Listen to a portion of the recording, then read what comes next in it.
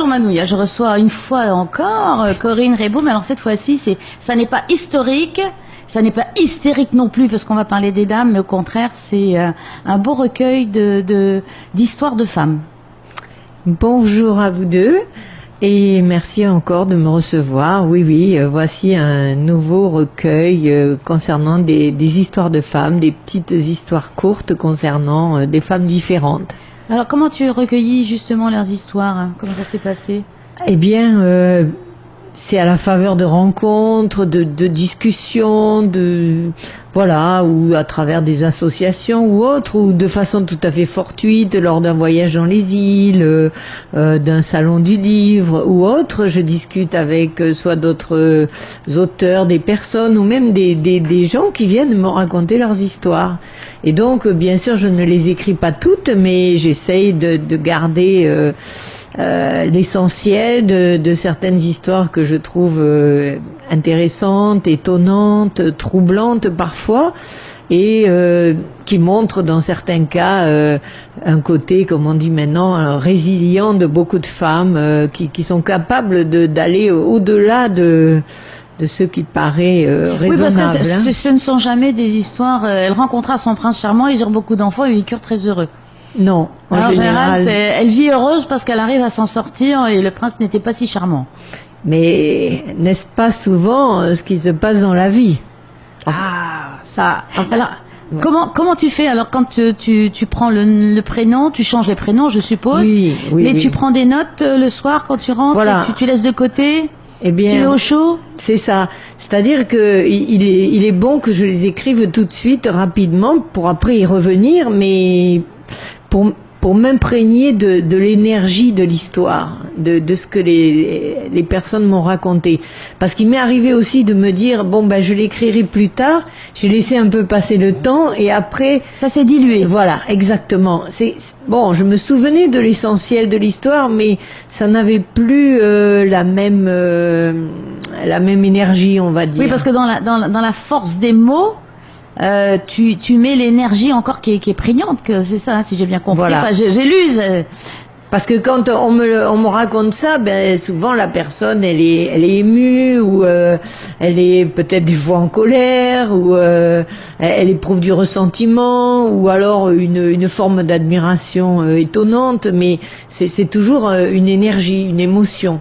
Et donc si j'arrive à la retranscrire rapidement, l'histoire aura ce carburant, on va dire.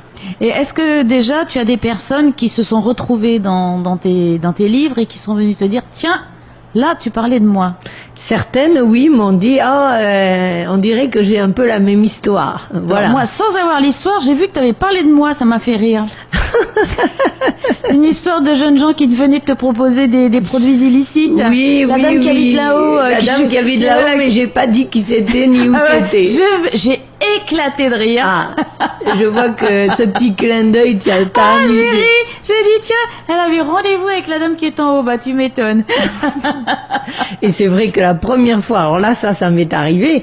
Quand ça m'est arrivé pour la première fois, j'étais assez étonnée. Maintenant, bon ben ça ne m'étonne plus vraiment, mais c'est vrai que la première fois, ça m'a un peu surprise. Et moi qui t'ai dit oh mais t'inquiète pas, c'est normal. Voilà, ben oui, c'est normal. Maintenant quand je passe, je suis tes conseils. Donc toutes ces histoires-là, mais t'as mis beaucoup de toi dedans parce qu'il n'y a pas que des histoires de femmes, il y a beaucoup tes réflexions personnelles. Il y a aussi il y a aussi mes réflexions personnelles. Alors c'est vrai que sur les recueils précédents, peut-être que j'en avais mis moins de remarques personnelles.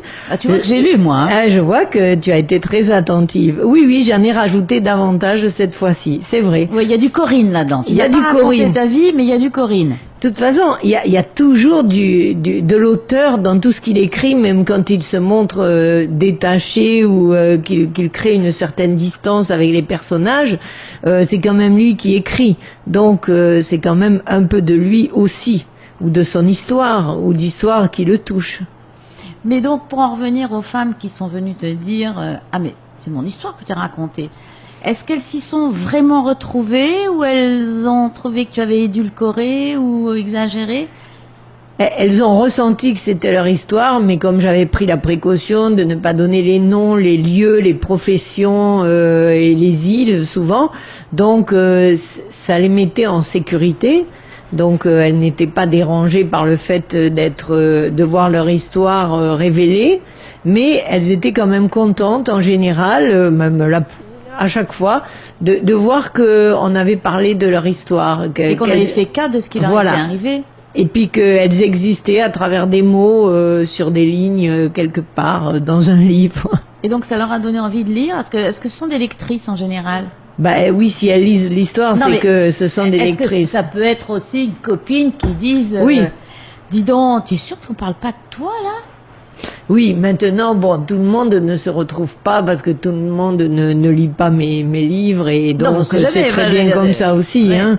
Mais oui, mais elles étaient contentes de voir que voilà, on avait pris en compte leur histoire, des fois même souvent leur souffrance ou ce qu'elles avaient pu ressentir. Ce n'est jamais des histoires roses, hein. Pas toujours, oui, loin s'en faut. Mais bon, on essaye quand même à la fin toujours de garder une note positive et montrer que souvent elles choisissent certaines leur chaîne, mais au final elles s'en satisfont. Et tu as eu déjà l'occasion, en entendant des histoires, de leur conseiller de se bouger quand même et de...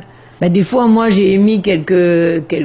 Dans le livre, hein, mais pas dans le livre, mais dans la vraie vie, quelques conseils amicaux, parce que souvent, il y en avait qui étaient assez affligés de raconter ce qui leur arrivait, ou comme c'était difficile de vivre telle ou telle situation, et donc essayer de suggérer quelques pistes. Mais de là à dire ce qu'il fallait faire, non, parce qu'en fait, chacun de nous, on a notre chemin à suivre, et je pense que on suit sa route. Alors on peut écouter quelques conseils des uns et des autres, mais je pense qu'on fera quand même que ce qu'on a envie de faire. Oui, parce que alors et du coup, est-ce qu'elle donne des conseils à leurs filles justement pour leur éviter les mêmes mésaventures? Oui, je pense, mais alors après souvent ça part dans le sens opposé, hein. Celles qui ont subi telle chose, elles vont me proposer des conseils souvent extrêmes à leurs filles.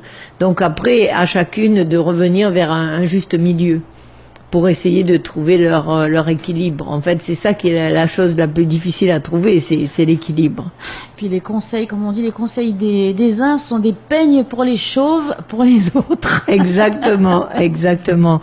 Et les conseils, ils valent pour ceux qui les émettent. Ils pensent, eux, qu'ils donnent un bon conseil, une aide, mais c'est pas dit que cette aide-là ou ce conseil va être entendu par l'autre. Ou qu'il soit à point, qu'il soit... Voilà, et qui arrive au bon moment. Souvent, c'est pas le moment d'entendre ça, et peut-être qu'on ne l'entend pas, justement. C'est ça le problème, peut-être, parfois. Oui. Et donc, là, tu vas dédicacer ton ouvrage. Voilà, à la librairie Climat, samedi matin, de 9h à midi. Est-ce que tu vas faire une petite lecture? Si c'était nécessaire, oui. Pourquoi pas? Pourquoi pas? Non, mais c'est bien aussi une petite lecture d'une ou deux histoires, parce que pour les gens qui viennent... Voilà, je m'adapterai à la situation. Donc, les 3 autres sont toujours en vente? Voilà, c'est ça.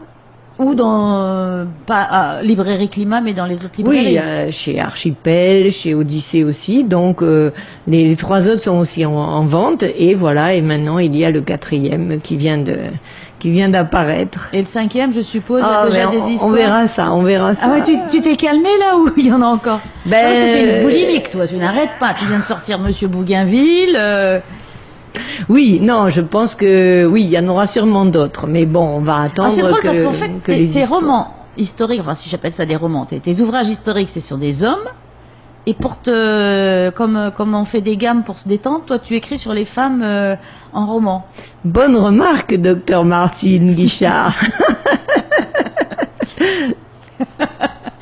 Bien oui, c'est cela, oui. Fait, alors bon, j'ai quand même parlé de Jeanne Barré qui était à bord du bateau de Bougainville. Un petit peu, mais un petit peu, voilà. Il faut dire qu'on dit toujours les grands écrivains. Et voilà. À l'époque, comme tu m'avais si bien raconté, en fait, les navigateurs étaient des hommes. Et voilà. Parce que les femmes n'avaient pas le droit. Les grands navigateurs du passé étaient tous des hommes. Donc c'est pour ça qu'on parle d'eux. Et on parle des hommes. L'histoire des hommes, en fait.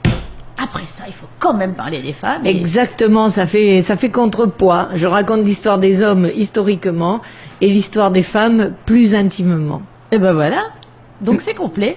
Complet Merci. à toi, Roi. Complet, Roi. Merci beaucoup. Merci, Corinne.